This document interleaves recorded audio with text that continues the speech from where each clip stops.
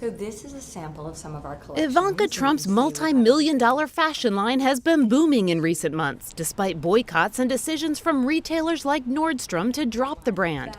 But it may be flourishing with a bit of help from the Chinese government, raising a host of ethics concerns. Americans should be troubled. The president has an obligation to carry out his responsibilities free of conflict of interest. He should ask his daughter to discontinue importing clothes from China while she's at the White House. On the campaign trail, Donald Trump made fixing China's unfair trade practices a common theme. Shortly after taking office, President Trump signed an executive order aimed at cracking down on trade abuses and abusers. They're cheaters. From now on, those who break the rules will face the consequences, and there'll be very severe consequences. But an AP review of trade data and public records reveals his own daughter's brand has worked with a company that stood to benefit from the exact trade practices her father has been calling out.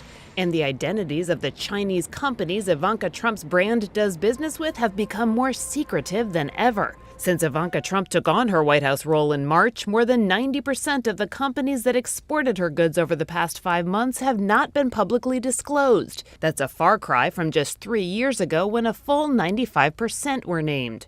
We do know that as recently as February, more than 30 tons of Ivanka Trump handbags were shipped to the U.S. by a large Chinese trade and manufacturing conglomerate that was selected by the Chinese government for special export subsidies in 2014. Details about how that program was implemented are murky, but World Trade Organization rules ban most export subsidies, which drive down costs, in this case for Chinese companies, giving them a competitive edge in world markets. Costs can also go down for the importers, but subsidies hurt workers in countries like the United States who are trying to compete. It seems very unfair to any company which is operating on market principles to have to compete with imports that are really assisted by the Foreign Finance Ministry or Treasury.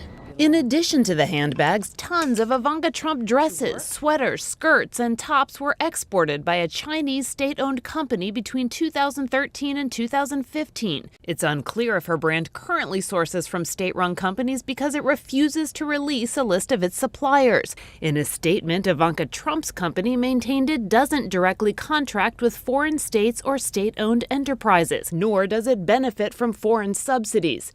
Rather, it just licenses the brand name to companies who may use the state-sponsored supply chains. Trade experts say it's a muddy defense at best. That seems to be skirting the ethical commitment pretty close or avoiding it altogether.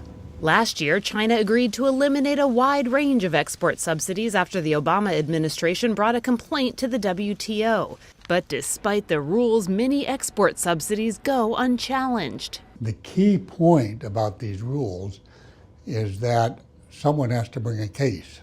And in the World Trade Organization, only governments can bring a case. In other words, a case over Ivanka Trump's China-subsidized imports would have to be brought to the WTO by the U.S. Trade Representative, Robert Lighthizer, who was appointed by Ivanka's father. Kelly Daschle, Associated Press.